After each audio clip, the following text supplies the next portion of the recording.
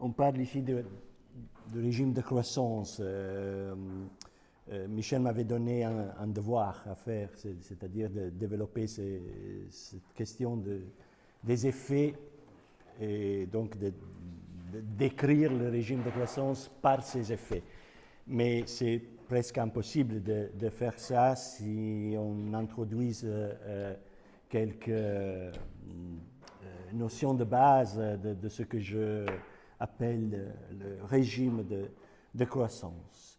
Et alors, on l'a déjà dit, on décrit toujours la croissance comme un phénomène en soi, un mouvement de croissance, qui est surtout une croissance économique. Et donc, je pense qu'il faut d'abord se focaliser sur ça, chercher de comprendre qu'est-ce que c'est la croissance, quelle est la nature de ça, pourquoi l'obsession de la croissance est devenue ainsi répandue dans le cadre politique, social de notre temps, de notre société. Normalement, la croissance est décrite comme une sorte de tendance naturelle et universelle. Et c'est là, je pense, le clou de l'idéologie. L'idéologie au sens marxien. L'idéologie, ce sont les convictions qu'on ne discute pas, qu'on ne peut pas discuter, parce qu'elles se donnent comme quelque chose d'évident, de naturel.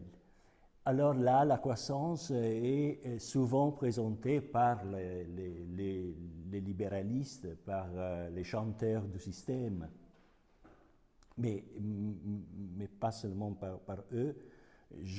J'arrive aussi à dire qu'en effet, Karl Marx partageait cette conviction quand il discute de la lutte pour la survivance, pour la survie.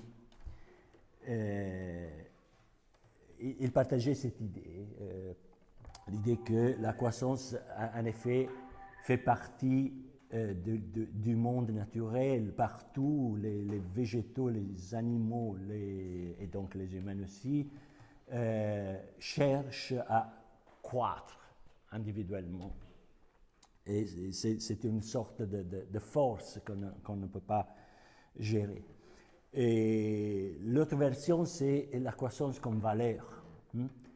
Et la croissance est une valeur. Et je pense que c'est là,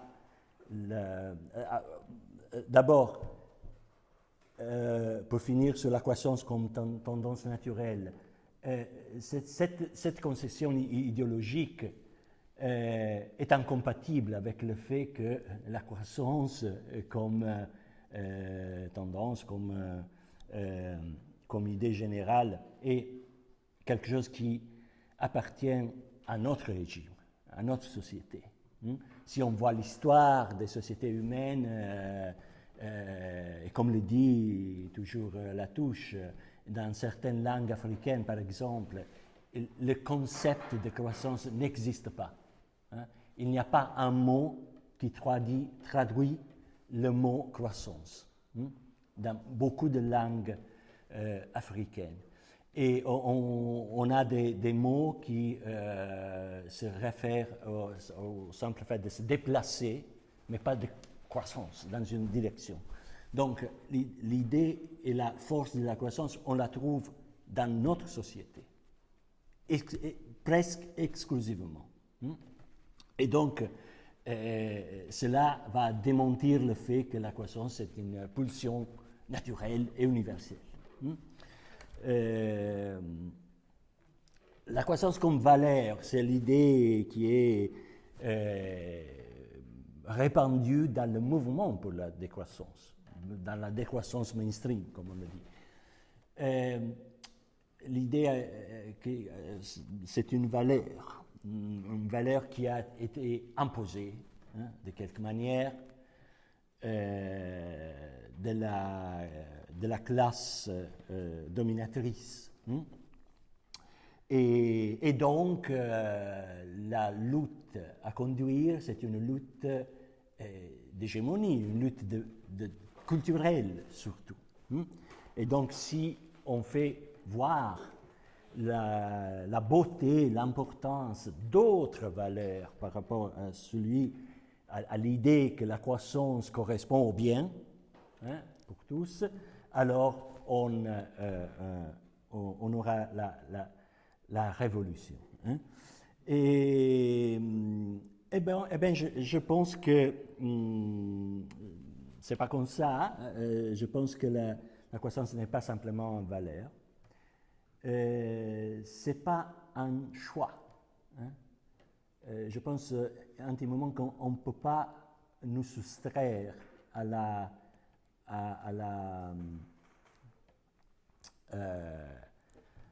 course pour la croissance.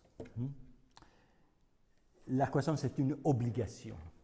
C'est une obligation qui découle d'un spécifique cadre institutionnel.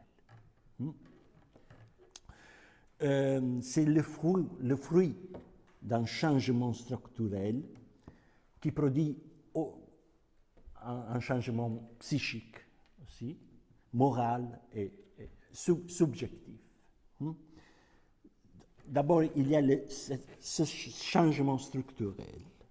Et ce changement structurel correspond en synthèse à ce que Norbert Elias a appelé le processus d'individualisation dans son œuvre majeure, qui est le procès de civilisation, qui est une grande œuvre. Ce procès d'individualisation, beaucoup d'auteurs ont parlé, mais je pense que la reconstruction la plus complète est celui fourni par Norbert Elias. Et donc, il nous parle du fait que, à un certain point de l'histoire, de l'Occident en particulier, et donc à cheval entre le 15e et 6e siècle, ce qui s'est produit, c'est une sorte de sortie de cette logique d'osmose qui habitait les communautés prémodernes. Je dis génériquement communautés prémodernes parce qu'on peut trouver différentes déclinations de cette communauté, qui est le clocher, le village rural. En effet, le paysage prémoderne dans notre Occident était composé jusqu'à à peu près au XVe siècle, composé par des unités territoriales substantiellement autarchiques, hein, dans lesquelles les sujets étaient complètement lyophilisés. Hein, j'utilise ce terme, lyophilisés dans la communauté. Donc, ils ne percevaient ces bornes, hein, les frontières de soi par rapport à l'extérieur. Hein. Il était dans un état de fusion émotionnelle, on peut dire, avec la communauté et avec la nature. Je dis génériquement la nature, je sais que c'est un peu trivial. Donc, cette condition d'osmose faisait de manière que le sujet n'avait la perception de soi comme entité séparée par l'entité collective. Hein? Et donc il y avait une continuité, on peut dire, entre ses émotions, son monde intérieur, ce qu'on peut appeler le monde intérieur, si ça a un sens, et l'extérieur. C'était une condition d'intégration, hein, d'intégration presque totalitaire, on peut dire. Alors là, ce qui se produit, c'est que cette entité territoriale, pour une série de raisons historiques qu'on ne peut pas approfondir ici, ont commencé à communiquer entre eux. Hein. Et donc, le paysage social est devenu plus complexe. Hein. Les communautés qui étaient substantiellement séparées l'un de l'autre ont commencé à coopérer dans des territoires, des extensions territoriales beaucoup plus larges. Hein. Et donc, la survie de chaque communauté a commencé à dépendre des autres communautés, hein, dans un jeu de coopération complexe. Là, ce que nous dit Norbert Elias, le sujet a dû changer de perspective. Hein. Si il maintenait cet état d'osmose qui était l'état précédent, il aurait fait risquer sa survie. Parce que maintenant, la nouvelle machine sociale exige de chacun la sélection des actes. C'est comme passer dans une chaîne de montage, dans une industrie. Hein? Donc la coopération devient complexe et donc je ne peux pas confier mes émotions à la collectivité. Hein? Je dois commencer à comprendre qu'il faut intervenir dans la machine avec des actes précisément sélectionnés. Hein? Pour faire ça, cet exercice de sélection, on a deux procès. L'intégration des communautés dans un territoire plus large, donc un procès d'intégration des communautés qui étaient séparées. Et le second procès, c'est la différenciation.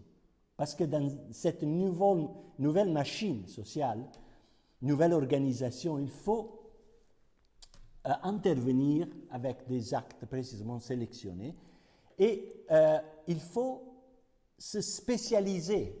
Hein. Donc, ce que va disparaître, c'est la possibilité d'être accueilli tout entier, hein, avec ses propres émotions, sentiments, désirs dans la communauté. Hein. Dans la situation précédente, j'étais complètement lyophilisé dedans la communauté et donc il n'y avait pas de séparation. Maintenant, il faut se spécialiser. Hein. Les individus doivent se spécialiser. Pour faire ça, ils doivent s'individualiser. Ils doivent prendre conscience du fait d'être individus. Ils doivent rationaliser leur comportement, avoir la capacité de voir le sens de la coopération complexe et d'intervenir dans cette machine avec des actes précisément sélectionnés. Et donc ça exige un procès de prise de conscience de soi. Je suis une entité séparée, hein, séparée de ma communauté dans laquelle je vis, et séparée aussi de la machine à laquelle je vais maintenant coopérer, hein, avec laquelle je vais coopérer. Et donc, on passe d'une logique d'osmose à une logique de séparation dans laquelle je perçois les frontières de moi-même. Hein. Il existe un monde intérieur, et le monde intérieur, c'est le monde de mes émotions, mes sentiments, etc. Et il existe un monde extérieur. Et il y a un mur, c'est l'expression qu'utilise Norbert Elias, un mur entre moi et le monde extérieur. Et donc, je commence à me percevoir comme une entité séparée. Donc, c'est l'individualisation. Une autre version de ce procès est fournie par David Riesman. David Riesman est un sociologue américain. Il a écrit un texte très important qui est La foule solitaire, The Lonely Crowd.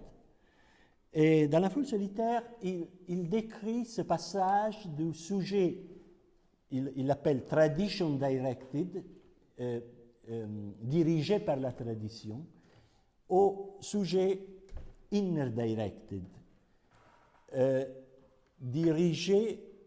autodirigé, dirigé par une source intérieure, on peut dire, à soi-même.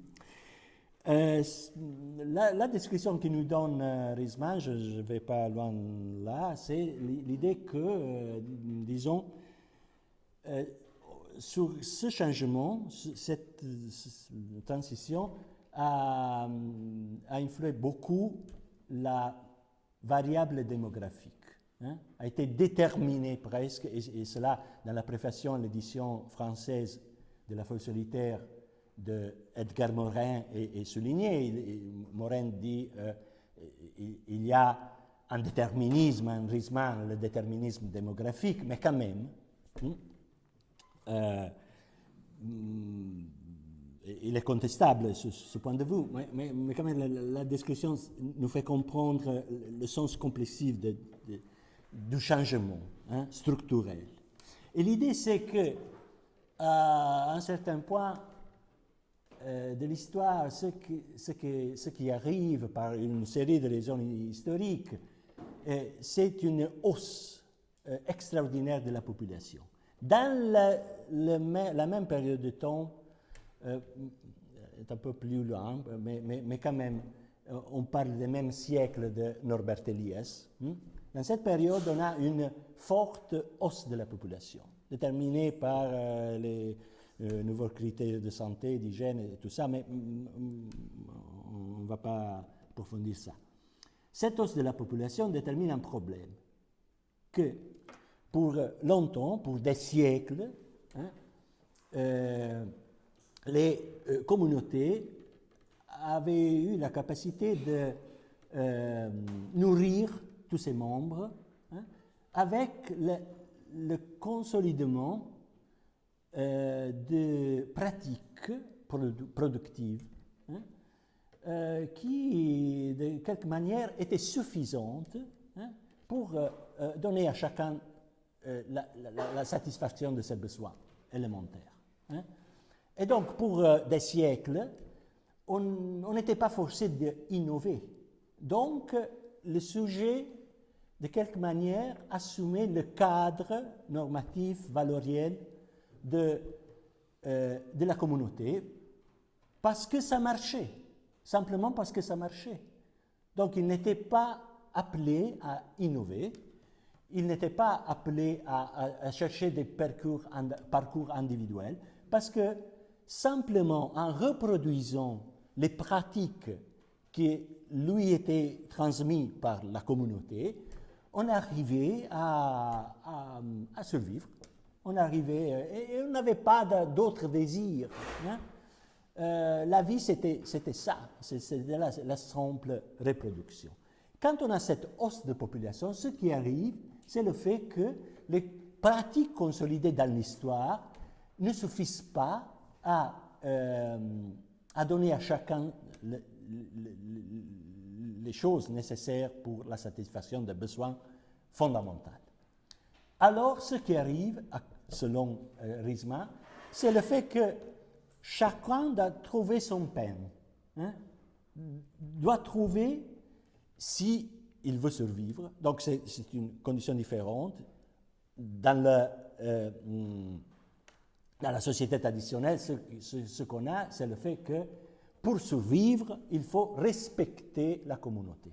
Maintenant, avec cette hausse de population, les pratiques collectives ne marchent pas, et donc, si on veut survivre, on doit faire le contraire. On doit fuir de la communauté. On doit fuir de la communauté et chercher son peine. Innover, chercher les moyens de survivre autonomement, individuellement. Si on reste trappé dans la communauté, on meurt. Et donc, on s'individualise pour cette raison. pour une raison de survivance. Donc, je ne vais pas dire si a raison Elias, Riesman, les choses sont aussi différentes parce que ce que nous décrit Riesman, c'est l'idée d'une société fondée sur des individus purs, hein, et où chacun trouve... vous voyez dans Riesman et Elias les deux narrations portantes dans notre société occidentale. D'une part, l'idée du Far West, le Far West dans lequel, si on veut survivre, on doit libérer les énergies individuelles. Cela, c'est une description de la modernité comme individualisation pure. Hein. De l'autre part, il y a une autre narration de la modernité, et c'est l'idée de la discipline, l'idée de l'organisation industrielle, bureaucratique et tout ça. Hein. Et donc, c'est presque le contraire de l'individualisation. Si vous voyez bien, dans la description d'Elias, on a la préfiguration du monde bureaucratisé, du monde de la grande organisation dans laquelle chaque individu doit intervenir avec des actes, doit devenir son rôle, hein, on peut dire. Son identité est fournie par le rôle social qu'on nous assigne. On doit se spécialiser. Hein. On n'est plus des personnes intègres avec ses facultés, ses désirs et tout ça. On est un médecin, on est un ouvrier, on est quelque chose de spécifique. Alors ça, c'est une narration de la modernité. Et l'autre narration de la modernité, c'est l'individu complètement débridé, complètement libre, hein, et qui invente, qui fait. Les deux narrations sont liées ensemble dans la modernité. Il ne faut pas choisir, l'effet c'est le même, c'est l'idée de l'individualité, l'institution imaginaire de l'individu, qu'on voit ici. Alors là, je reviens à ce que disait finalement Michel à propos de Georges Bataille. Pourquoi l'individualisation est si importante pour expliquer la tension et la croissance, hein? Pourquoi ce nouveau cadre institutionnel qui est généré par les choses qu'on nous dit Elias et Riesman, mais de ces questions on parlait aussi Marx, Weber, Simmel, beaucoup d'auteurs, mais je choisis cette postation. Pourquoi c'est important pour la croissance? Pourquoi de l'individualisation découle l'idée de croissance, le mouvement de croissance infini, hein? Pour la raison que nous disait Michel en citant Georges Bataille. Alors, ce passage qui a reporté Michel est pour moi une vraie obsession. Je le cite plusieurs fois ici, mais partout. Et je cite le passage dans la part maudite de Bataille. Je cite testament. En principe, l'existence particulière, donc l'existence de chacun de nous, de chacune entité singulière qui a des confins qui sont donnés par son corps. Hein. Et donc, ce n'est pas simplement nous, mais aussi les animaux, les végétales et tout ça. Hein. En principe, l'existence particulière risque toujours de manquer de ressources et de succomber. Hein. Donc, si nous, on voit notre vie individuelle, nous risquons toujours de succomber. Si je ne mange pas, je meurs. OK? Et je meurs comme entité individuelle. Mais le reste ne meurt pas. Hein? Le reste va avant quand même. Donc, en principe, l'existence particulière risque toujours de manquer de ressources et de succomber.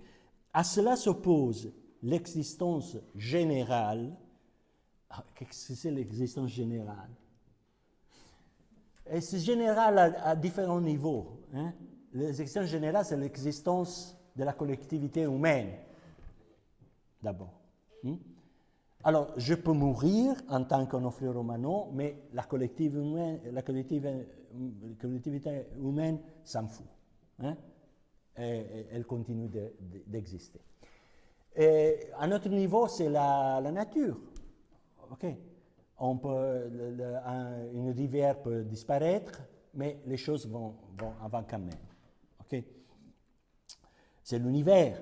La Terre va disparaître, on le sait, okay? Mais ça ne veut pas dire que l'univers succombe. Hein? Il va quand même. Donc, à cela s'oppose l'existence générale dont les ressources sont annexées et pour laquelle la mort est un non-sens. N'a aucun sens la mort. On a une énergie qui est toujours, l'énergie qui nous est fournie par le soleil par exemple, c'est une énergie qui pour la plupart va se perdre. Ça c'est le concept premier de dépense. Hein? Une grande partie de l'énergie qui nous vient du soleil va se perdre. Nous pouvons l'utiliser pour faire des choses, hein, pour vivre, pour mener notre objectif, pour arriver à notre finalité et tout ça, mais la plus grande partie de l'énergie qui nous arrive du soleil va se perdre. Hein. Donc, si on voit l'existence générale, les ressources sont toujours annexées. Hein. Et la mort est un non-sens. Parce que on va mourir des entités singulières, mais la mort en général, de l'existence générale, n'existe pas. Hein? Alors, à partir du point de vue particulier, les problèmes sont en premier lieu, hein, la soulignature est de Georges Bataille, en premier lieu, posée par l'insuffisance des ressources. Donc, si on reste dans notre individualité, notre premier problème, c'est l'insuffisance des ressources. Okay? Ils sont en premier lieu posés par leur excès, si l'on part du point de vue général. Alors, ce qui s'est passé, à mon avis, quand on a perfectionné ce procès d'individualisation, c'est le fait que l'existence s'est particularisée. Hein? Et dans cette particularisation, qu'est-ce qu'elle produit? Produit le fait que chacun est engagé dans l'emprise de préservation de sa propre survie. Le problème fondamental pour chacun de nous, même dans cette société qui est une société affluente, une société du bien-être, donc la question n'est pas la quantité de ressources. On a une grande quantité de ressources autour de nous, mais chacun de nous, dans cette société, est dans une condition de particularisation. On est chacun de nous individu. Et donc, l'existence particulière risque du jeu de manquer de ressources, et à partir du point de vue particulier, les problèmes sont en premier lieu posés par l'insuffisance des ressources. Les ressources sont toujours insuffisantes pour nous, pour chacun de nous, parce que nous sommes dans une situation d'individualisation. Donc, la question est une question, oui, d'imaginaire, un imaginaire qui est produit par un cadre institutionnel, qui nous force à être et à agir dans une certaine manière. Hein? Dans cette condition structurelle que produit la particularisation, hein, nous, on est forcé à penser obsessivement à accumuler les ressources parce que la première préoccupation, c'est la préoccupation pour la survie. Même ici, même dans cette société dans laquelle personne s'attend que demain ou après-demain, je vais mourir de faim. Hein? Ça, c'est impensable. Mais quand même, je suis dans une condition toujours je sens sur mes épaules une condition de précarité, même si je suis dans l'université, j'ai un poste et tout ça. Okay? Alors, la condition de particularisation nous pose dans un état permanent d'urgence. Et donc, l'obsession matérialiste émerge comme centrale. Les individus, de quelque manière, épousent une posture servile. Cette distinction entre servile, dimension servile et dimension souveraine est une distinction formulée par Georges Bataille, mais prise par Hegel, comme vous le savez. Et donc la dimension servile, c'est la dimension de la simple reproduction de l'existence biologique en vie. Okay. Alors, le paradoxe, c'est que dans la modernité, donc dans une société riche, ce qui arrive, c'est que les membres de cette société épousent une posture servile, principalement servile. C'est-à-dire que la préoccupation, c'est de la reproduction de l'existence biologique en vie. De ce point de vue, disait Bataille, nous sommes des animaux. Nous pensons exclusivement à la reproduction de l'existence. La préoccupation fondamentale, c'est de chasser les ressources. Donc, il n'y a pas une rareté naturelle, mais cette rareté dans laquelle, qui est la logique de base de l'économie n'existerait pas si elle ne part pas d'une condition de rareté. Pourquoi existe la science économique? Parce qu'on préfigure une condition de rareté qu'on considère naturelle. Mais cette condition de rareté, l'économie c'est une science moderne, elle n'existait pas auparavant. Pourquoi?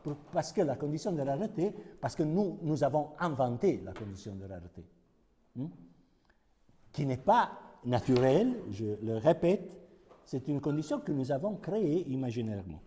Et donc la rareté n'est pas naturelle, c'est engendré par la condition structurelle, institutionnelle dans laquelle nous sommes, la condition de particularisation, et donc là devient important de être toujours en marche pour chasser les ressources. Et donc la tension infinie vers la croissance. Ça, c'est, je pense, le dispositif fondamental qui nous conduit vers la croissance. Donc, ce n'est pas une question de valeur. On peut professer valeurs différentes de cette société qui pense à la matérialité et tout ça, mais cela ne suffit pas si on n'intervient pas sur la condition institutionnelle de particularisation, si on ne renverse pas la condition de particularisation. Alors, ça produit aussi des autres dynamiques, parce que c'est pas, on peut dire, eh bien, c'est pas vrai, nous ne pensons pas toujours à l'obsession matérielle, au risque, à l'urgence pour la vie, c'est pas ça. Oui, on peut dire en tout cas que ce qui change, c'est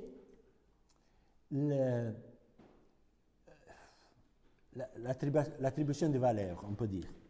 Alors, dans une condition d'individualisation, le sujet doit trouver, de quelque manière, une connexion avec le monde.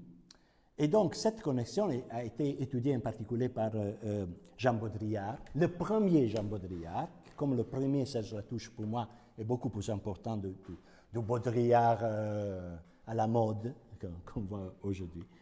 Et donc, dans la critique de l'économie politique du signe, qui était une œuvre, une récolte d'essais de 1972, il analyse ce rapport nouveau entre le sujet et l'objet. Et il dit que une fois que le sujet est individualisé, alors il doit trouver une forme de connexion avec les choses autour de lui. Et cette forme de connexion est déterminée entre sujet et objet, entre sujet et autre sujet. Cette forme de connexion nouvelle est le besoin. On a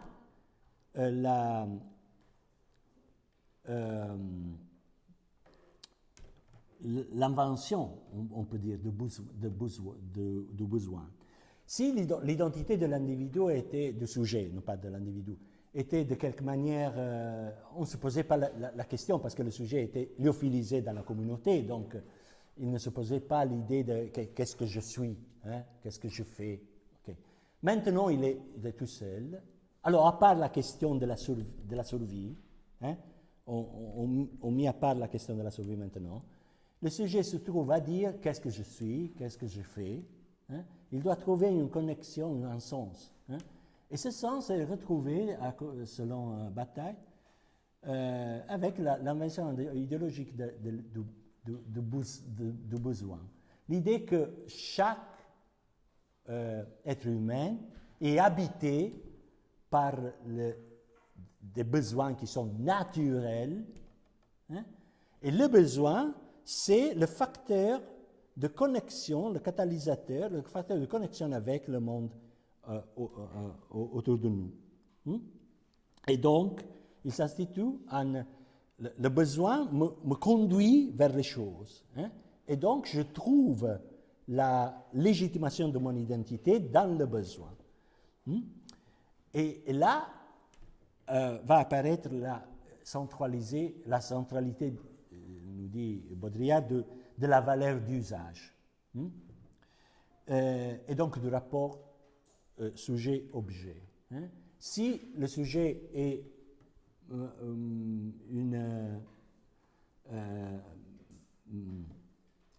un conteneur de besoins, hein, alors là, le jeu devient de trouver des objets qui vont satisfaire ces besoins. Alors là, ça fait que les besoins, oui, on peut satisfaire des besoins, mais puis il faut trouver des autres besoins pour renouveler le jeu. À la base de ça aussi, il y a l'attention pour... sur la base de ça, émerge l'attention aussi à la croissance. Parce que si nous sommes en façon de besoin, alors il faut constamment trouver des objets qui vont satisfaire ce noyau naturel présumé qui est le besoin. À cela s'ajoute la question de la valeur d'échange dont parlait Marx. L'idée que dans la société capitaliste, on perd, on peut dire, le contact avec la valeur d'usage, l'idée que les membres de la communauté ont des besoins et il faut satisfaire ces besoins, mais on produit pour la valeur d'échange, pour le fait qu'un produit nous donne de l'argent. Et donc on produit pour une arène abstraite, complètement abstraite, non pour la satisfaction des besoins d'une communauté déterminée, avec des besoins qui sont quand même limités, mais on produit par accumuler argent. Hein? Et donc la référence à une communauté concrète disparaît.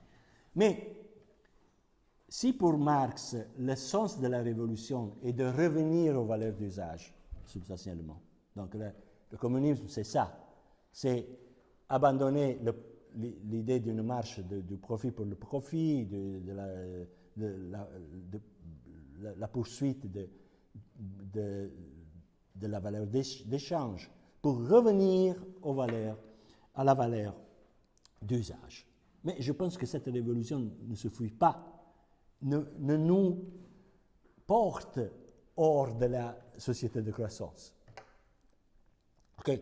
Oui, ça peut être important, parce que ça détermine un décalage quand même, mais elle ne nous porte pas hors de la société de croissance. Parce que, quand même, les besoins, il faut les renouveler continuellement, et donc la marche vers la croissance ne se termine pas. Alors on peut dire que tout le régime moderne se résout dans un dispositif que j'appelle la liberté dans la recherche de la valeur. Alors, cette formule est une paraphrase d'une formule proposée par Mauro Magatti. Mauro Magatti, c'est un sociologue italien que je trouve très important. Et il dit que la modernité, si on veut définir la modernité, c'est la liberté individuelle de chaque chacun de nous, chaque être humain, dans la recherche de la vérité. Okay? Donc, chacun de nous est habilité à trouver sa propre vérité sur le monde et à agir de conséquence. Si le monde est ça, je fais ça. Okay? Alors, je retraduis cette formule avec l'idée de liberté dans la recherche de la valeur. Sociologiquement, à mon avis, c'est plus prégnant. Parce que dans cette condition d'individualisation, c'est ça le jeu. Le sujet est poussé à poursuivre continuellement la valeur, à rechercher toujours de nouvelles valeurs pour exister. Alors, quand une valeur s'évapore, et pour continuer à exister, il faut chercher une autre valeur. C'est le jeu quand on est des sujets individuels, on fait ça. On accumule constamment des valeurs. Et ce qui se dresse, c'est un régime que j'appelle neutralitaire, un régime neutre, d'accessibilité illimitée. Accessibilité illimitée, ça veut dire que chacun va à l'encontre, sans limite, des valeurs qu'il choisit, qu'il désigne comme valables. Pardonnez-moi. Et donc, les institutions publiques, cela c'est la neutralité, les institutions publiques ne sont pas appelées à réaliser une spécifique idée de bien commun, une idée de justice. Les institutions modernes ne sont pas forgées pour faire ça, pour construire, pour réaliser une idée de bien qu'on discute et qu'on désigne collectivement comme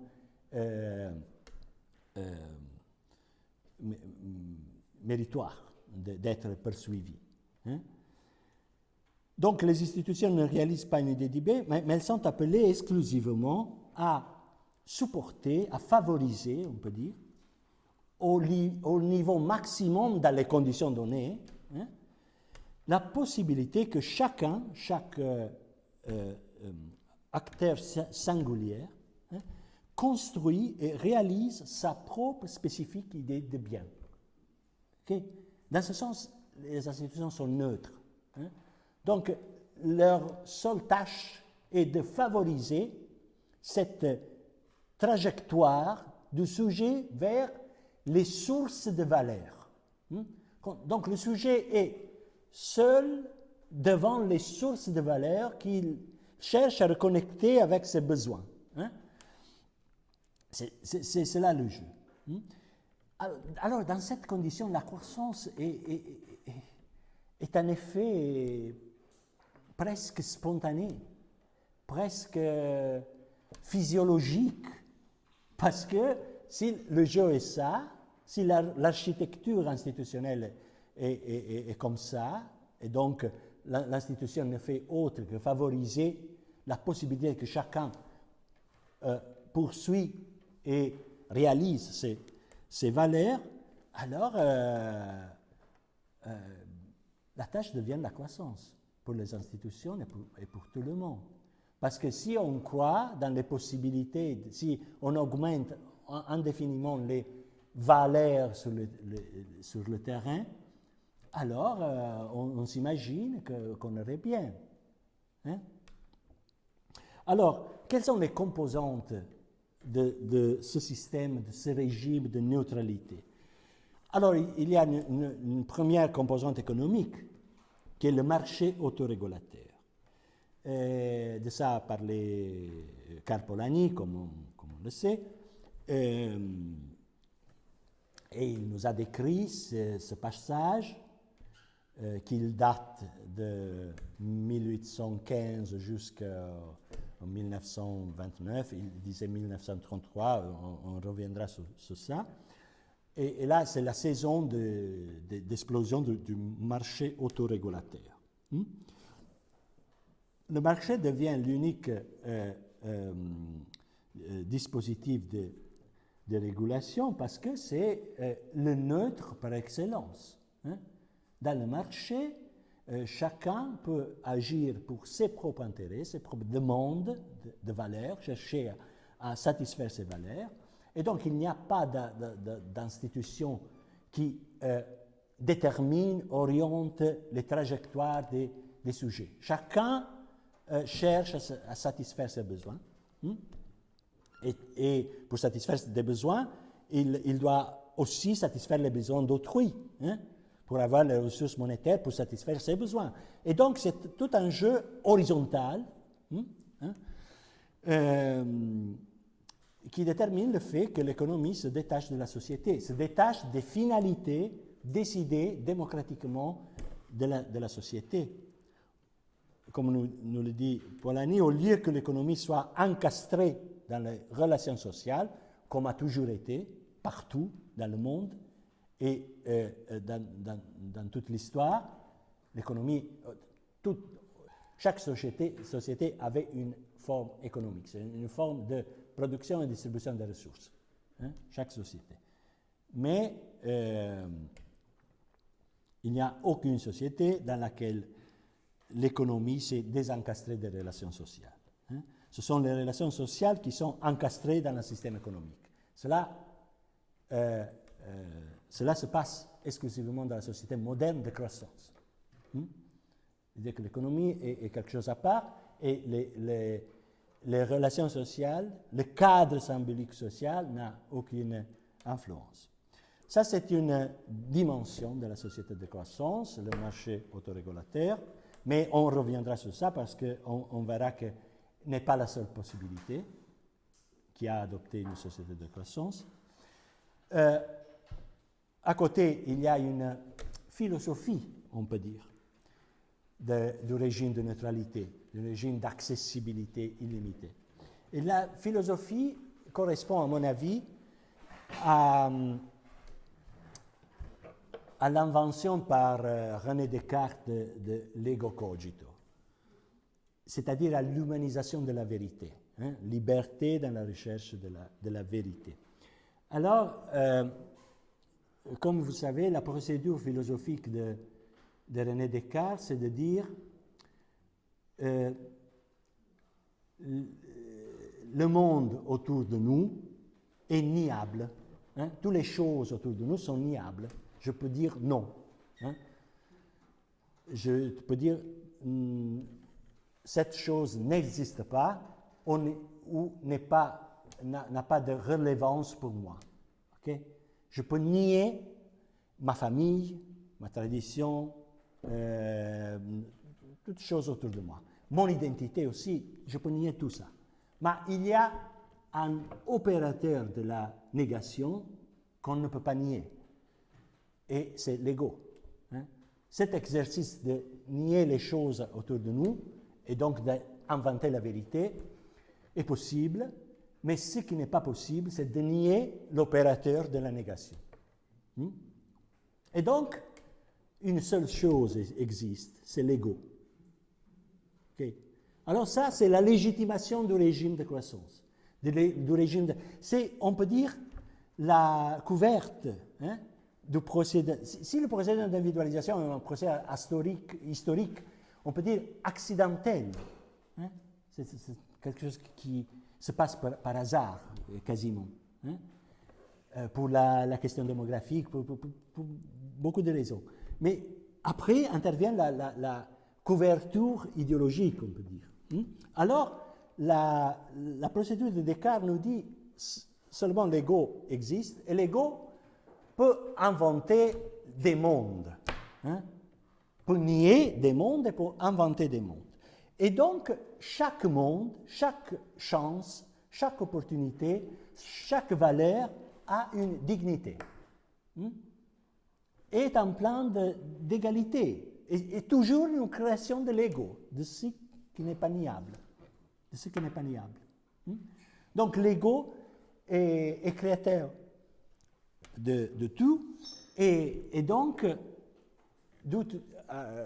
cette humanisation de la vérité nous porte à dire que l'effort des institutions, c'est de favoriser la production de monde par les différents égos qui sont égaux, qui sont tous égaux, et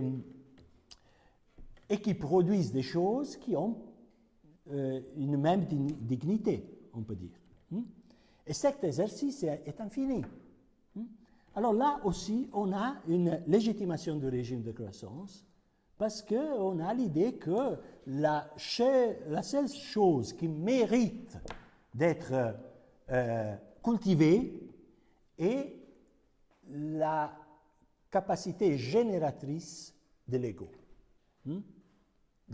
et donc du sujet singulier.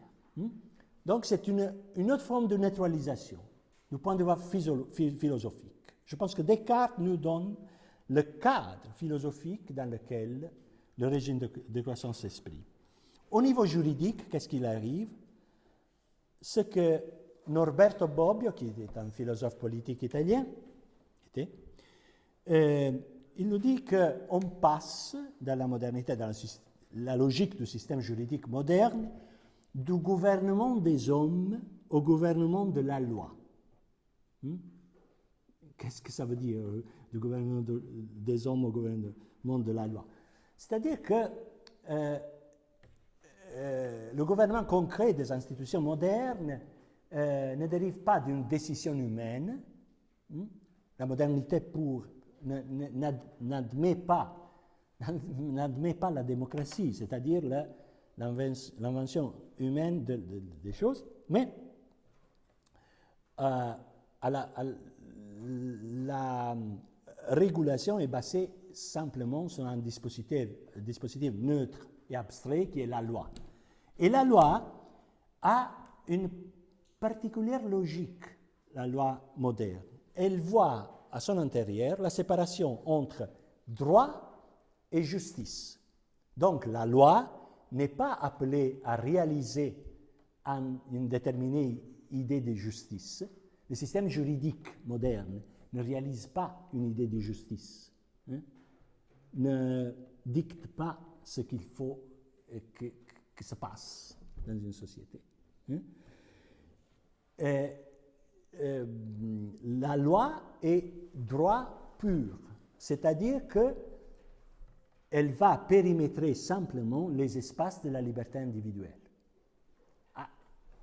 Le système juridique moderne sert à ça.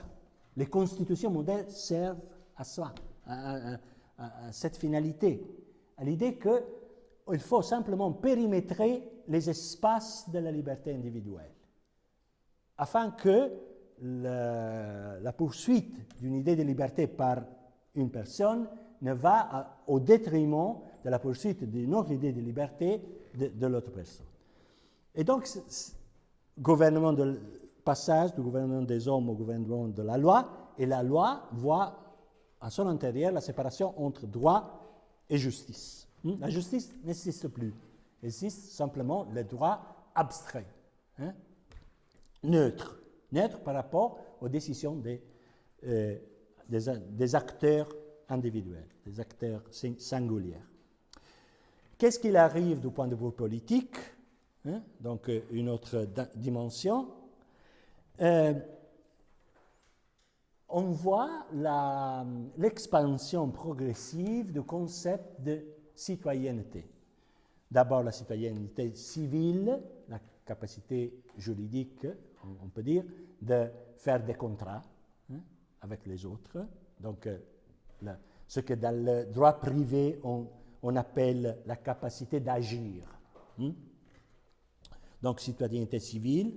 Après, un autre cercle autour de ça, qui est la citoyenneté politique, la possibilité d'élire des représentants dans les institutions publiques et d'être élu aussi. Et puis la citoyenneté sociale, qui est celle qui nous donne le grand welfare state. Et donc l'idée que chaque citoyen doit être fourni d'un certain standard de ressources, ressources matérielles et culturelles et spirituelles qui lui donnent la possibilité de faire ce qu'il veut, de poursuivre sa propre vérité, ses propres valeurs. Et donc, le passage avec la citoyenneté sociale, de la liberté, ce que Salvatore Vecca appelait le passage de la liberté négative à la liberté positive. La liberté négative est celle qui s'exerce de manière accidentelle. Si je vais naître au centre de Milan, j'aurai un marge de liberté beaucoup plus ample du marge de liberté qu'il a celui qui vit dans une périphérie de Naples, pour dire. Alors là, c'est la liberté négative, c'est la liberté de faire ce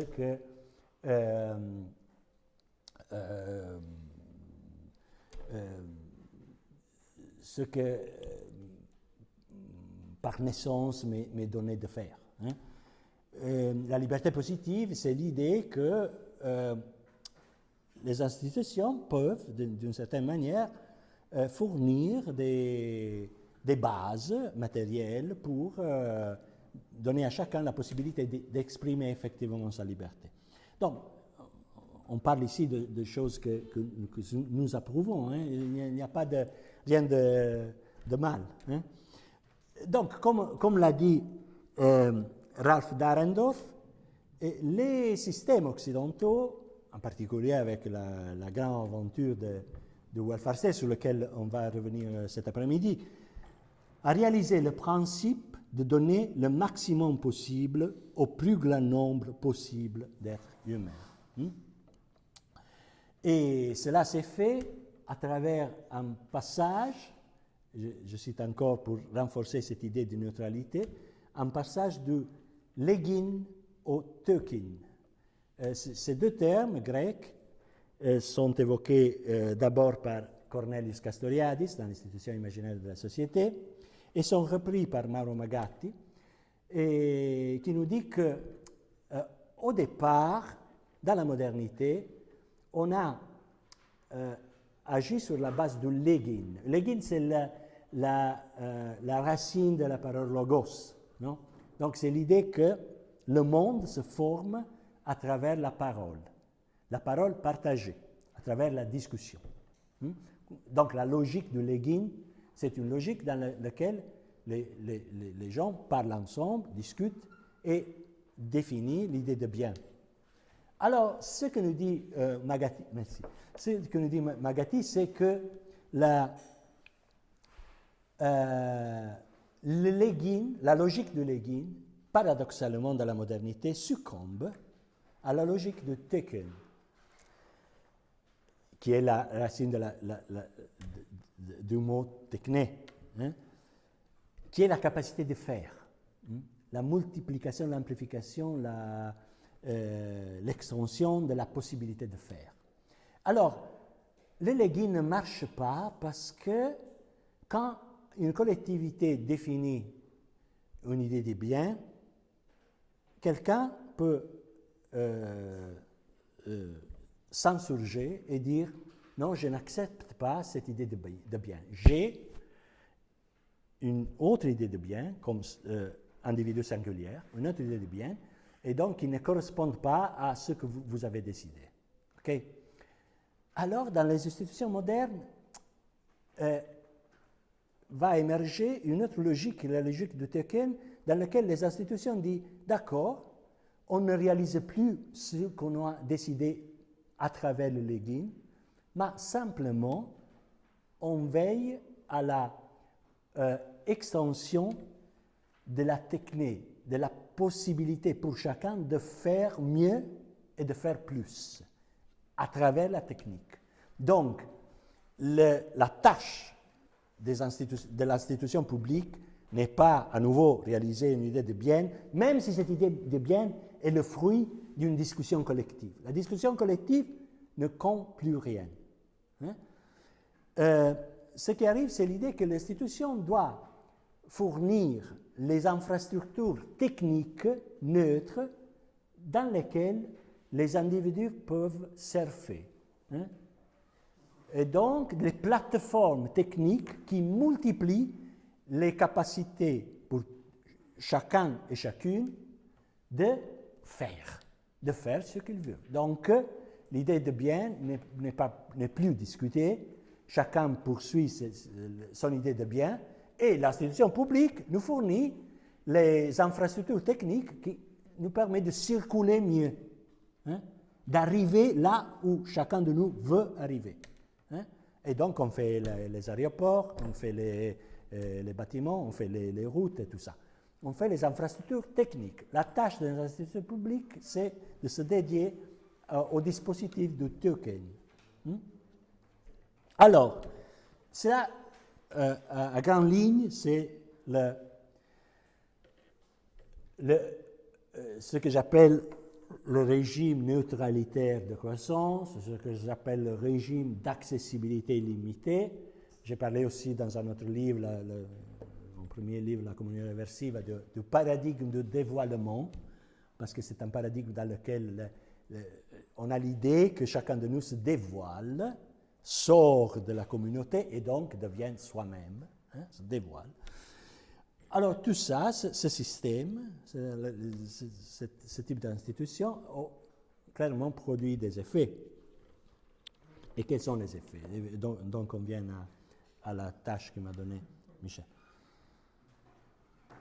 Alors, ce qui arrive sur le plan économique, là c'est une conclusion partielle, parce que puis on va voir cet après-midi. Du point de vue économique, quel est l'effet du marché autorégulateur? Eh bien, pour Carpolani, il dit bel et bien, l'effet du marché autorégulateur, c'est la destruction de la société, carrément.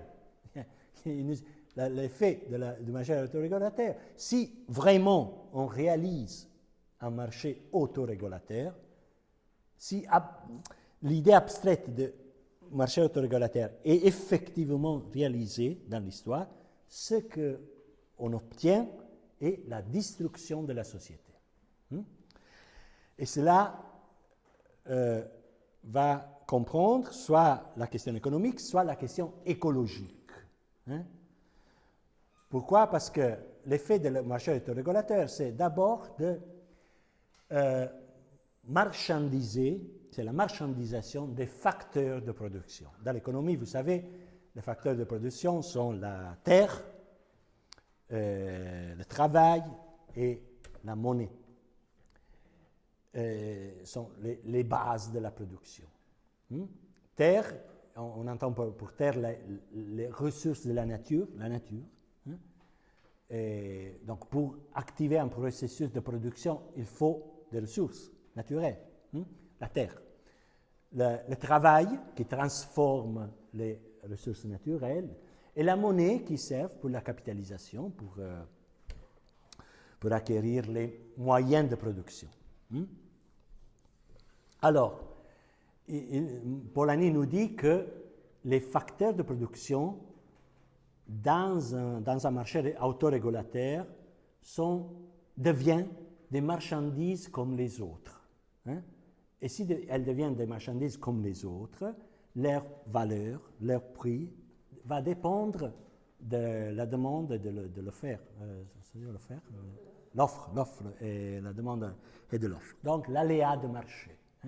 Mais il nous dit que les facteurs de production ne sont pas du tout des marchandises, parce qu'elles ne sont pas produites. Le travail n'est pas produit. C'est la force humaine, c'est l'intelligence humaine. N'est pas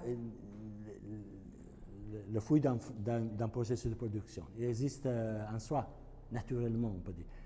La terre n'est pas produite. Elle est là, elle nous est donnée. Okay. Et la monnaie aussi n'est pas produite, n'est pas un facteur de production, c'est une convention et tout ça. Alors, il nous dit, quand on a la marchandisation complète des facteurs de production, on va éroder les bases même de la société. On va éroder les bases de la production sociale aussi. Et donc, on a la destruction de la société. Permettre, je cite, au mécanisme de marché de diriger seul le sort des êtres humains et de leur milieu naturel, et même en fait du montant et de l'utilisation du pouvoir d'achat, cela aurait pour résultat de détruire la société. En disposant de la force de travail d'un homme, le système disposerait d'ailleurs de l'entité physique, psychologique et morale homme, entre guillemets, être humain, qui s'attache à cette force. Donc on va éroder la vie des personnes.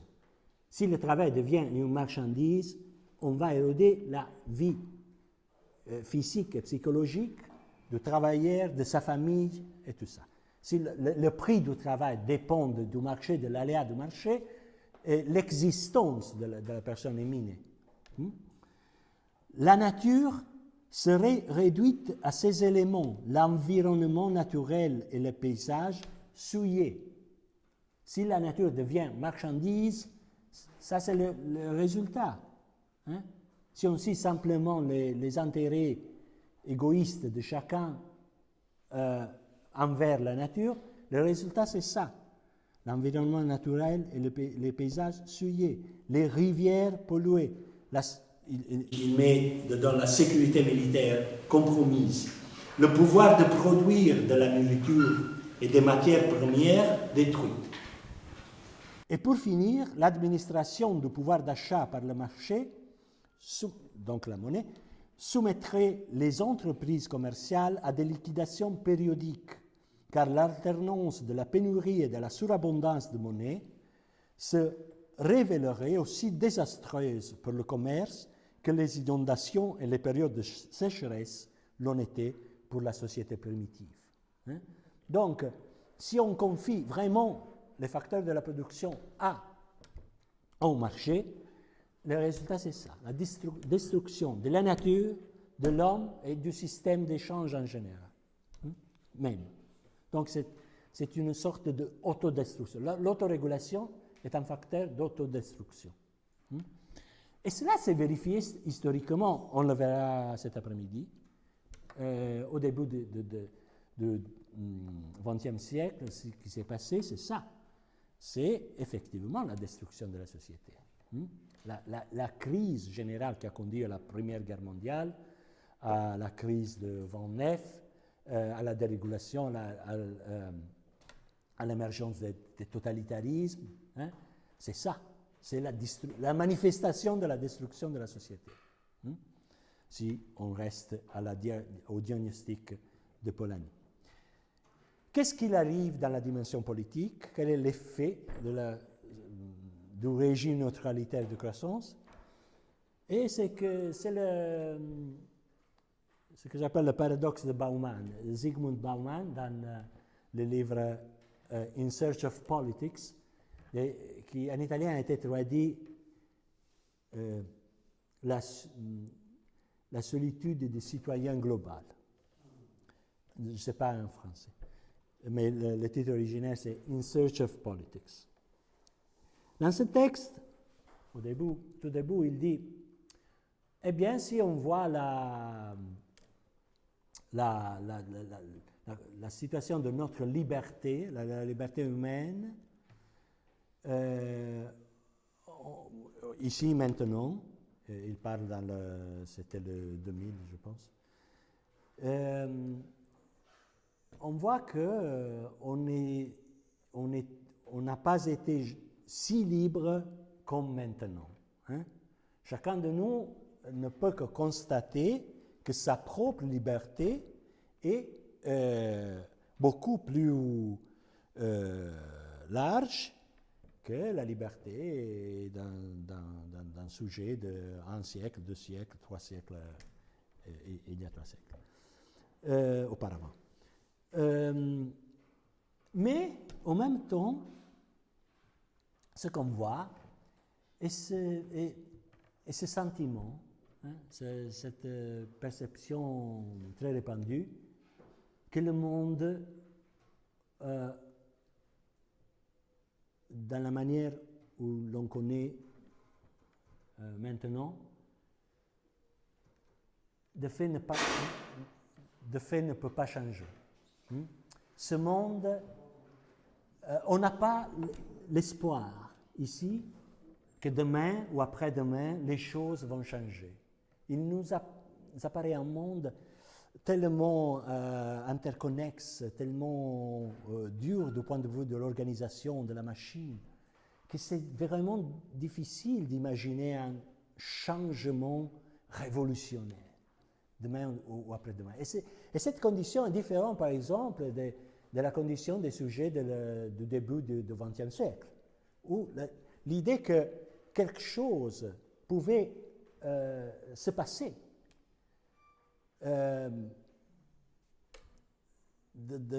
demain ou après-demain était très forte. Hein?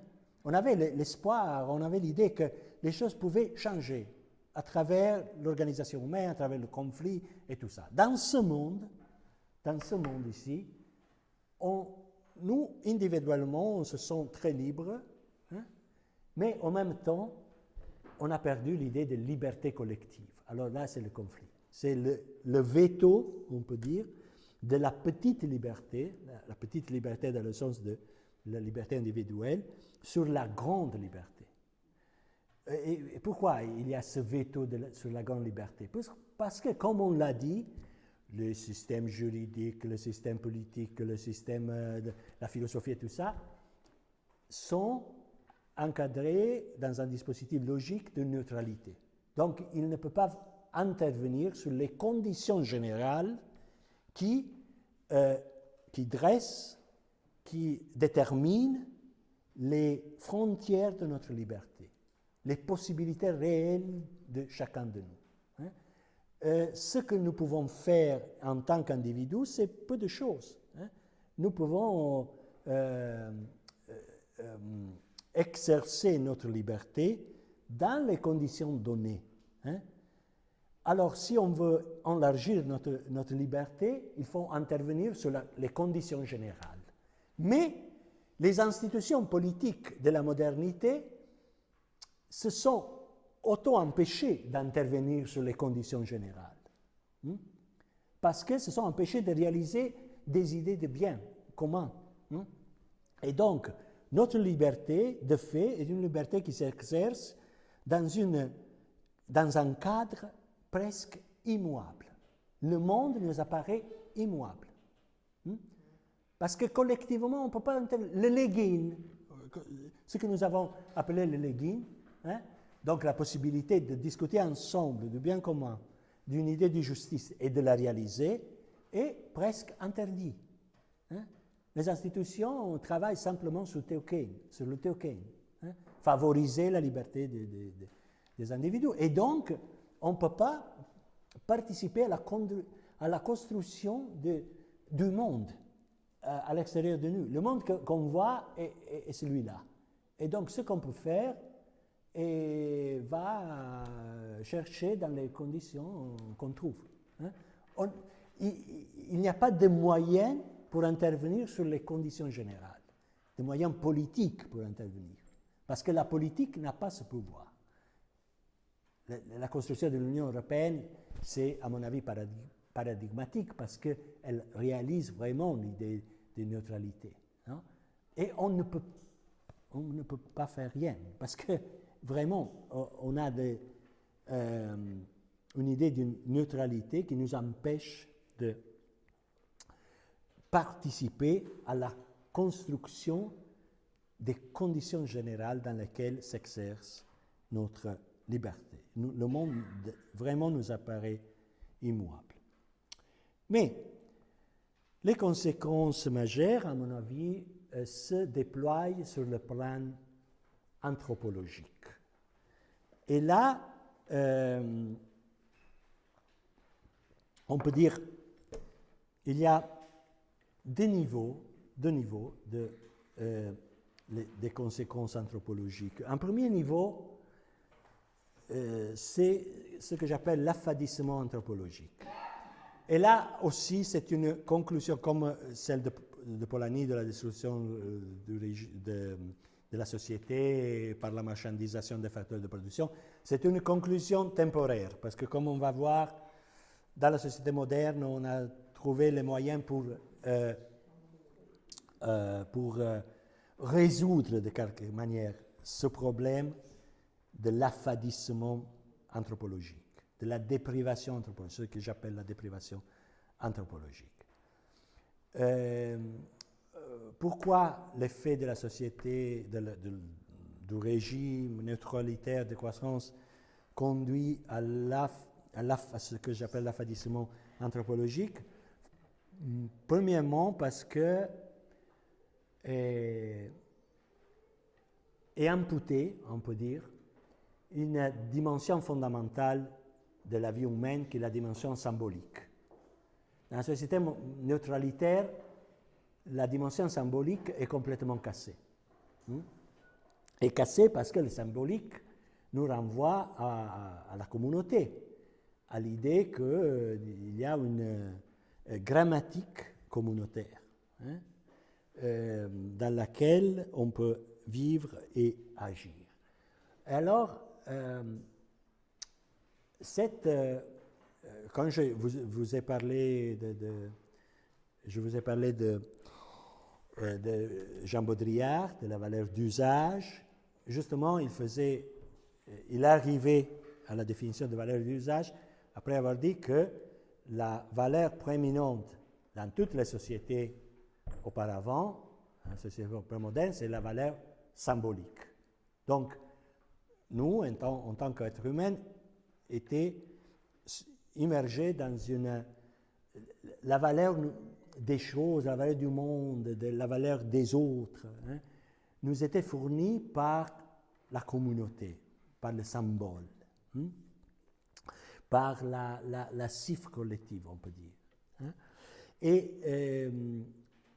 Et donc, il n'y avait pas ce rapport d'individualisation de la valeur, le sujet qui va vers l'objet. La valeur de l'objet n'était fonction du besoin individuel, de cette dimension présumée antérieure, de la naissance idéologique du besoin.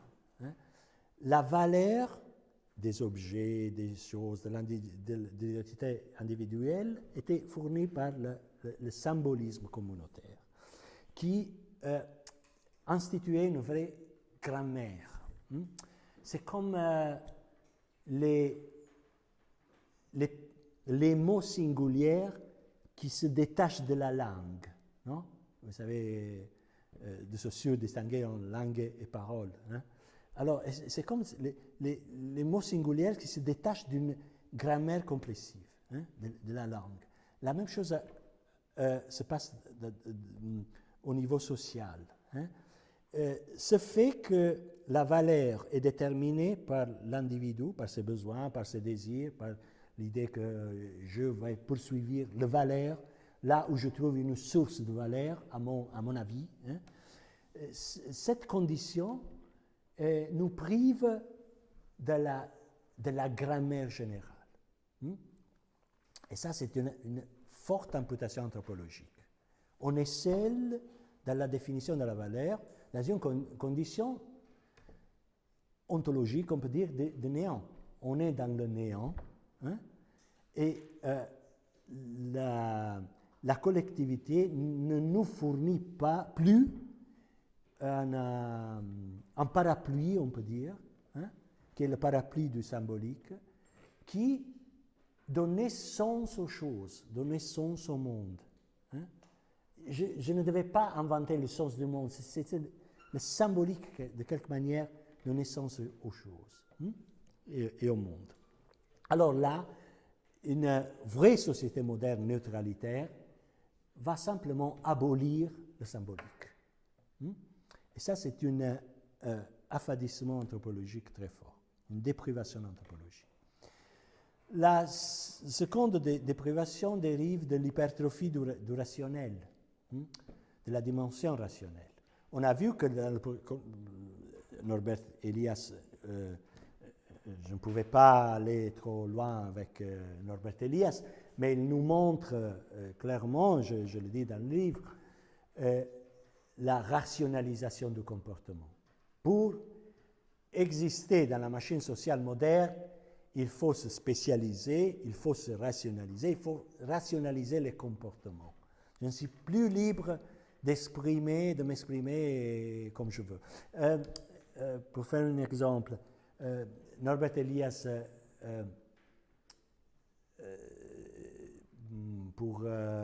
visualiser en quelque manière la transition du monde d'osmose vers le monde d'individualisation. On disait, imaginez-vous qu'est-ce que cela signifiait pour un être humain traverser les rues de campagne. Je peux prendre le pas. Les rues de campagne dans la prémodernité. Et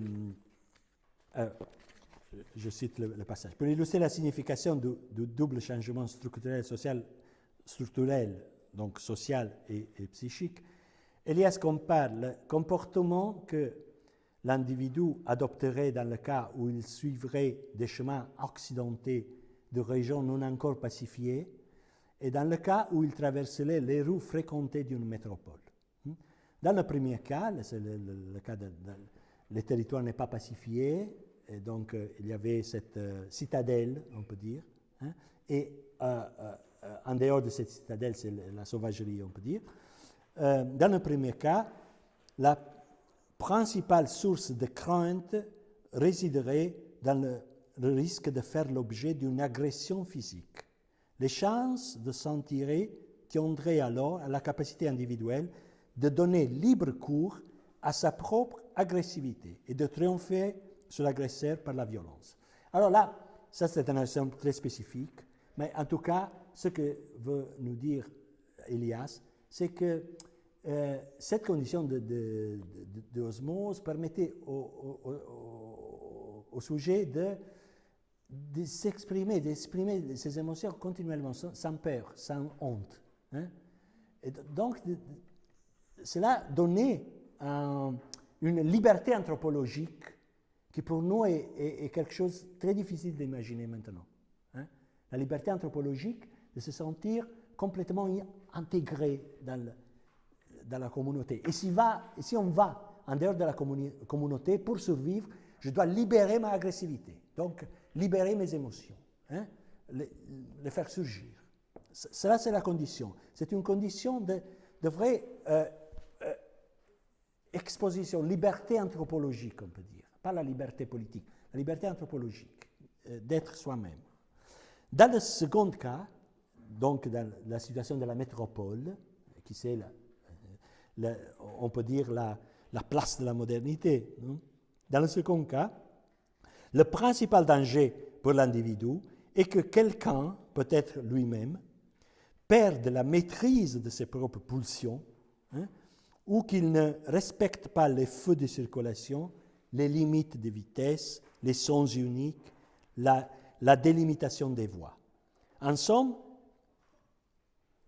le risque, c'est de ne pas arriver à transformer l'hétérosurveillance, la surveillance que nous fournit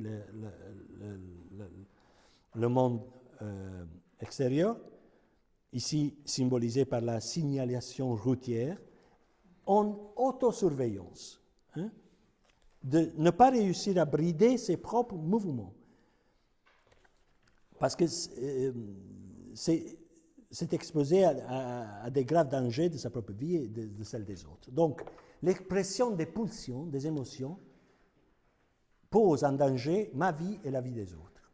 Dans la société moderne, l'exercice continuel, c'est de autorépression, maîtrise de soi, rationalisation du comportement. Et pour nous, c'est vraiment difficile d'imaginer qu'est-ce que ça veut dire, au contraire, être dans une condition de parfaite osmose avec la communauté.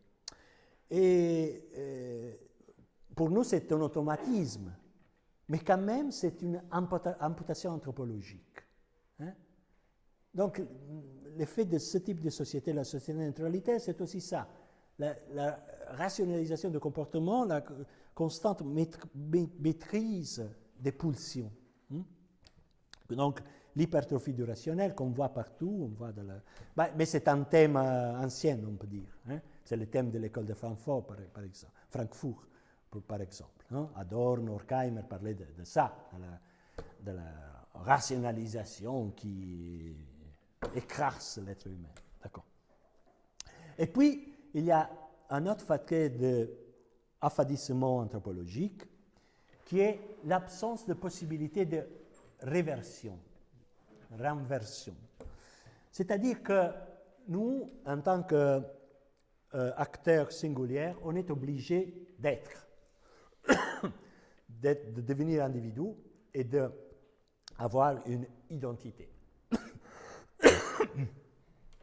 Donc, d'élire des objectifs et d'aller vers...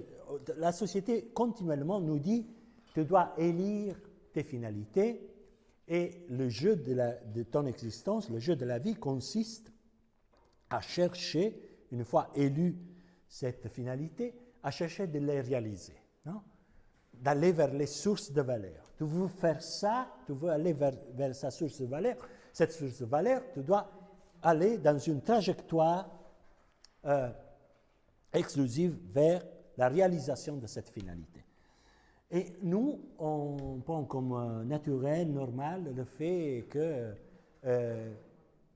la vie consiste à ça, se résout en ça.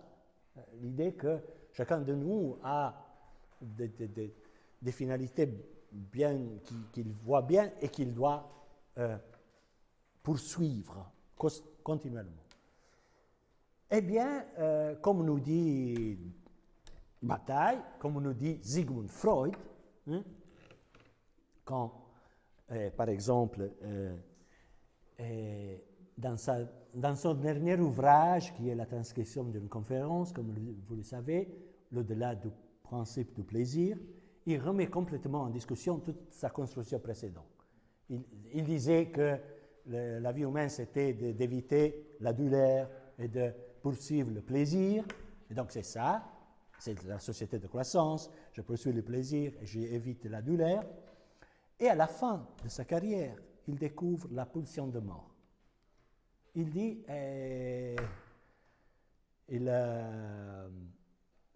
l'être humain désire sa propre mort. Il va vers la mort. De manière volontaire, et ça il le voyait dans le jeu de son neveu, qui perdait volontairement l'objet de son jeu. Hein? Il le perdait volontairement et il se mettait à crier. Hein? Donc il savait bien où il l'avait mis, mais il faisait semblant de ne pas savoir où le rocket, je ne sais pas comment il était perdu, et donc il se mettait à crier. Donc il se donnait la douleur tout seul. Et ce mécanisme est un mécanisme psychologique très répandu.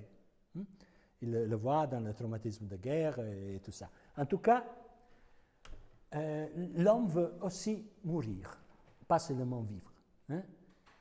Veut aussi disparaître du monde. Parce que vivre, c'est une fatigue. Hein? C'est une fatigue dure, disait Carmelo Ben. Et donc, la nécessité de la réversion. Hein? Dire, je ne vais plus vers l'objet de mes désirs, vers la valeur, je me casse. Hein? Dans une société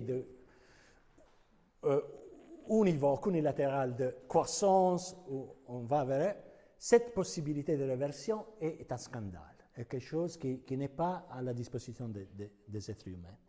Et donc là aussi, on a une forme de déprivation. Et dans les sociétés primitives, prémodernes, non, il y avait cette possibilité, avec les rites de dépenses, avec toute une série de constructions qui permettaient au sujet de dire « Ah, maintenant je vais disparaître. Hein? Je ne suis plus fonctionnel à la machine sociale. Je vais devenir tout autre. Ou cesser de vivre. Comme le dit Bataille dans sa... je l'ai mis comme épigraphe au dernier chapitre du livre, oui, c'est la bataille plus controverse, on peut dire, celui de la conjuration sacrée, hein, la bataille ésotérique. Mais il dit quelque chose qu'il faut tenir bien à le présent pour une alternative de société. Il est temps d'abandonner le monde des civilisés et sa lumière. Hein, la lumière de la raison, la lumière de la poursuite de la valeur et tout ça. Il est trop tard pour tenir à être raisonnable et instruit, ce qui a mené à une vie sans attrait. Et secrètement ou non, il est nécessaire de devenir tout autre ou de cesser d'être. Alors, je sais, c'est quelque chose de très, très controverse, mais nous, on a besoin de cesser d'être de temps en temps. Okay. Et on doit organiser aussi cette possibilité. Parce que sinon, on est anthropologiquement amputé. Alors, pas de symbolique, hypertrophie du rationnel, pas de réversion. Ce sont tous des facteurs d'affadissement anthropologique que, comme je le dirai peut-être cet après-midi, de quelque manière peuvent être... dans nos sociétés, on a trouvé des formes pour outrepasser ces problèmes. Mais l'effet fondamental, celui auquel j'ai dédié plus d'attention, pas dans ce livre, mais dans des réflexions précédentes, c'est l'effet de stagflation anthropologique, ce que j'appelle la stagflation anthropologique. Vous savez, là, je prends quasiment ironiquement le concept de stagflation par l'économie.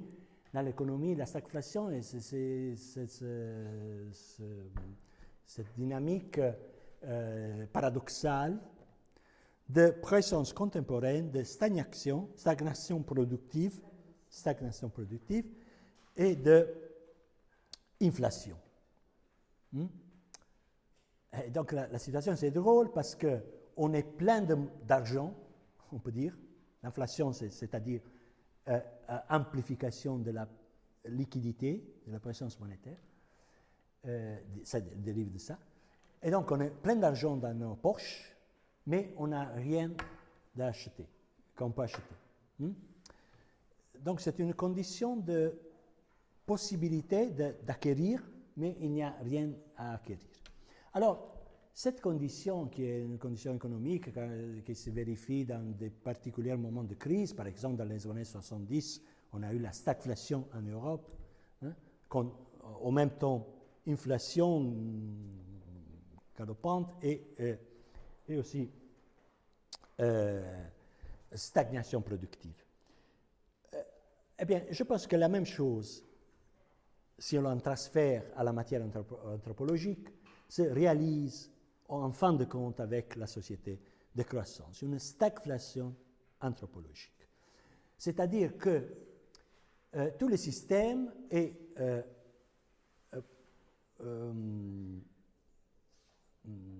conçu pour favoriser la possibilité de chacun de nous de compulser la valeur, de prendre la valeur, d'aller vers les sources de valeur. Mais ce qui se vérifie est que ce même mécanisme conduit à l'évaporation de la valeur continuelle, juste pour le mécanisme de prendre, d'aller vers la valeur, de le compulser, de le faire propre, de le réaliser, de le consommer et donc de le faire évaporer. Si on veut, on peut prendre aussi là, ironiquement, l'idée de l'économie classique, de la microéconomie classique, marginaliste, de la loi de la décroissante utilité marginelle. C'est la loi banale qui nous dit que la valeur de chaque dose d'un bien va diminuer à fur et à mesure qu'on consomme le bien. Hein? Donc, la valeur de la première dose est 10, la valeur de la deuxième dose est 9, et comme ça, jusqu'à l'exténuation de la valeur, on peut dire. Et donc, l'utilité de la dernière dose, de la dose marginale, tend vers le zéro, et la consommation d'un bien peut aussi devenir un dommage. Hein? Et donc, si on prend le poids de minestre, la première cuillère, c'est bon, hein? Mais si on va, la dernière cuillère, quand on est plein, ça ne nous donne pas la même satisfaction qu'on a eue avec la première cuillère. Et si en continuation, on nous donne un deuxième plat, un troisième plat, alors là, on va souffrir. Hein? Donc c'est ça. C'est une loi très banale. Alors,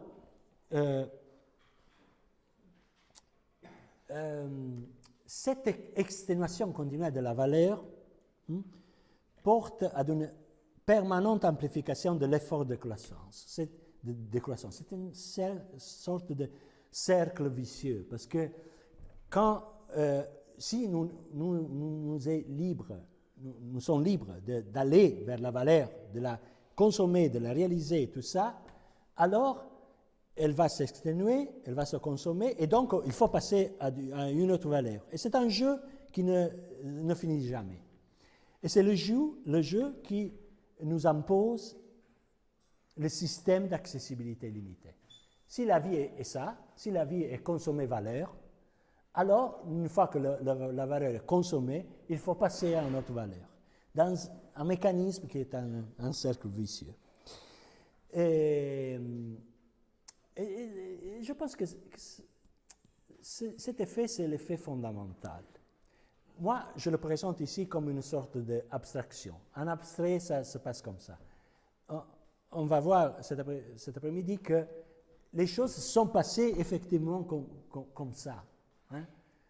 En particulier dans les années 70, quand on a connu une sorte de paralysie sociale. Hein? À mon avis, dû à ce mécanisme de consommation et d'exténuation de la valeur, de stagflation anthropologique. On a la possibilité de poursuivre notre source de valeur, mais rien n'a plus valeur. Ça c'est le mécanisme. Hein? La société de croissance nous conduit vers cette condition paradoxale par laquelle nous, on est libre et on a tous les moyens pour prendre les sources de valeur, mais en même temps, on expérimente que les sources de valeur sont exténuées. Ce mécanisme a été bien photographié, à mon avis, par Georg Simmel dans la philosophie de l'argent. Je ne sais pas si de l'argent ou de la monnaie en français. Argent, philosophie de l'argent, philosophia del denaro. Et je cite ici ces passages qui ne sont pas dans le livre, justement sur la question de la valeur. Il dit, la valeur que nous trouvons dans le monde extérieur, la valeur fictivement extérieure, la valeur ne naît pas dans l'unité indistincte du moment de jouissance. Donc la valeur ne se produit pas dans le moment où nous prenons la chose, hein, dans le moment de l'appropriation, de la jouissance. Mais lorsque le contenu se détache du sujet comme objet et s'oppose à lui comme objet de désir, ce qui, pour être atteint, nécessite de surmonter les distances, les obstacles, les difficultés. Donc, la valeur existe en tant qu'elle est séparée par le sujet. Et donc, elle s'alimente. Hein? La valeur s'alimente de distances, d'obstacles et de difficultés. Il existe dans la mesure où existent des obstacles qui nous empêchent de prendre la chose qui contient la valeur.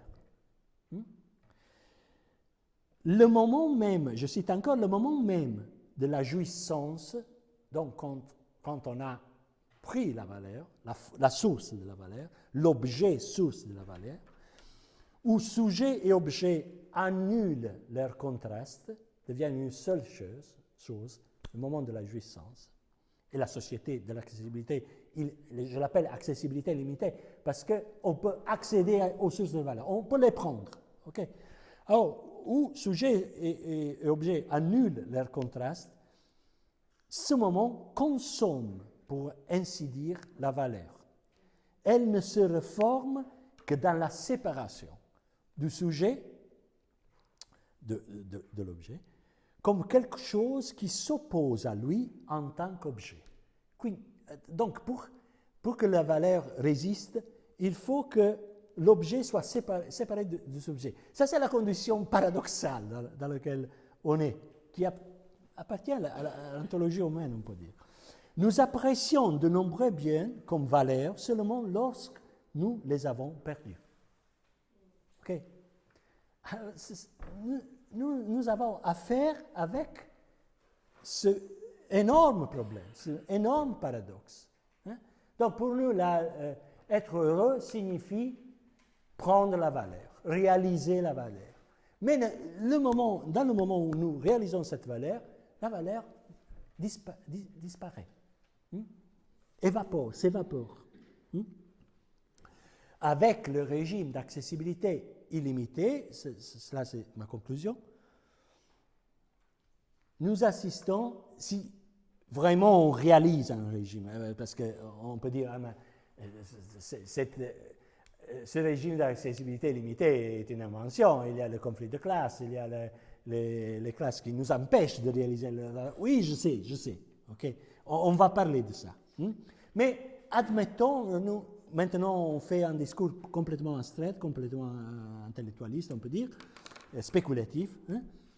Un vrai régime d'accessibilité limitée, comme le disait Polanyi, un vrai régime de marchandisation des facteurs de la production conduit à la destruction de la société. Je dis un vrai régime d'accessibilité limitée, un vrai régime neutralitaire de croissance, dans lequel chacun est mis dans les conditions de affairer la valeur, conduit à une structurelle évaporation des valeurs. Structurelle évaporation des valeurs. Donc, à un monde sans valeur.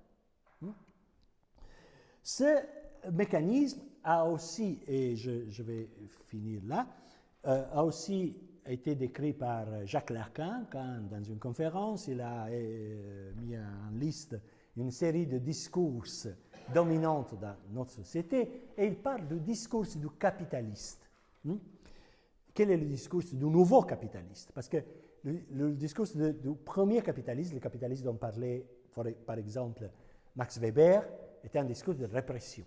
Le capitaliste était celui qui, d'une certaine manière, renonçait à la consommation pour investir le profit et faire une emprise toujours plus grande.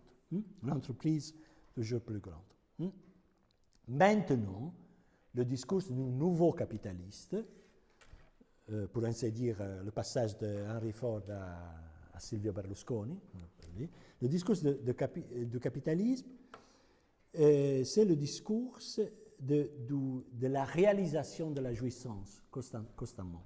Et on passe du désir à la jouissance, de la névrose à la psychose. Qu'est-ce que ça veut dire? La névrose, comme vous savez, c'est la maladie des sociétés modernes qui a été photographiée par Sigmund Freud dans son œuvre la plus sociologique.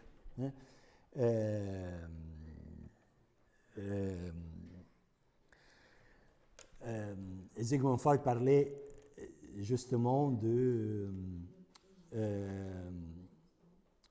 fait que le problème fondamental, d'où l'affadissement anthropologique dont on a parlé, non? La rationalisation, le fait qu'il faut maîtriser ses propulsions et émotions, ça c'est la société moderne, et donc le problème c'est la névrose. la société nous empêche de réaliser nos désirs. Et la névrose, c'est ça, c'est le sujet qui est traqué, qui de quelque manière ne peut pas exprimer ses émotions. Donc le sujet moderne, au début, c'est un sujet névrotique. Mais maintenant, on a affaire à un autre type de sujet, qui est le sujet de la stagflation anthropologique, qui est un sujet portateur de psychose, c'est-à-dire le sujet qui n'arrive pas à jouir de rien, à désirer rien, parce qu'il a trop désiré, parce qu'il a trop réalisé ses désirs. Désir, dans l'étymologie, vous savez, c'est desidera, la tendance envers les étoiles, aspirer à affairer les étoiles.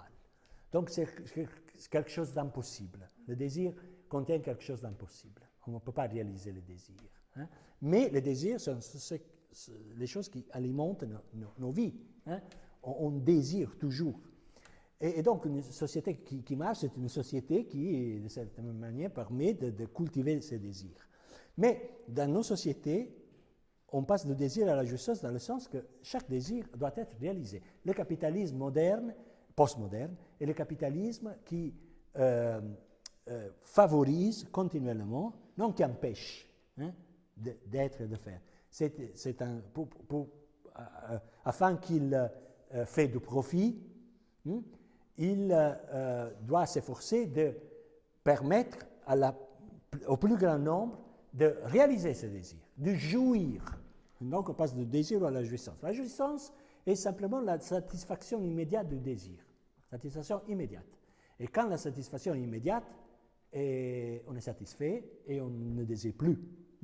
Et donc on est dans une société de jouissance, une société qui est incapable de désirer parce que les désirs sont instantanément réalisés.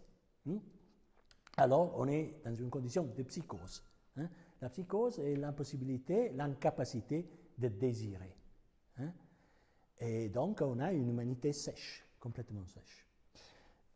Je répète, cela c'est un niveau spéculatif, mais je pense que ces différentes notions qui sont aussi contradictoires entre elles, je me rends compte. On a parlé de la modernité comme répression, comme rationalisation. On parle maintenant de la modernité comme libération, émotion, réalisation des désirs. Il y a les deux choses ensemble. Et je répète, on cherche de les voir cet après-midi. Et c'est ça. Donc, l'effet fondamental du régime de croissance, c'est l'exténuation du monde. C'est l'évaporation de la valeur.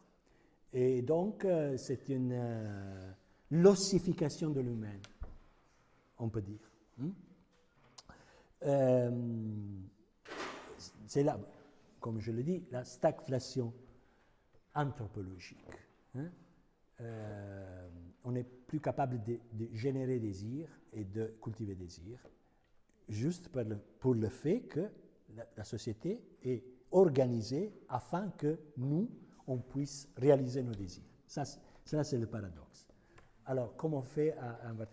Donc, mon approche à la décroissance, c'est ça. Je ne veux pas simplement revenir dans les bornes de la nature, dans les frontières de la nature.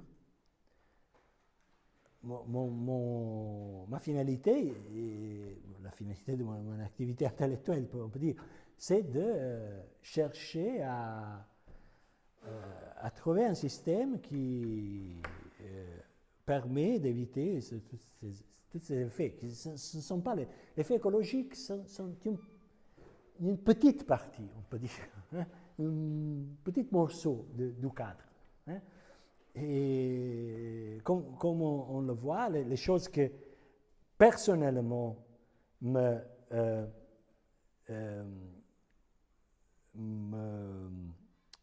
portent, génèrent mon engagement, c'est la complexité des effets, ces effets anthropologiques surtout, les effets anthropologiques. plus que les effets écologiques, qui ont une relation, je sais, mais c'est principalement ça. Ce n'est pas le fait qu'on ne peut pas continuer avec cette vie. Je refuse cette vie, cette mode d'organisation. C'est ça.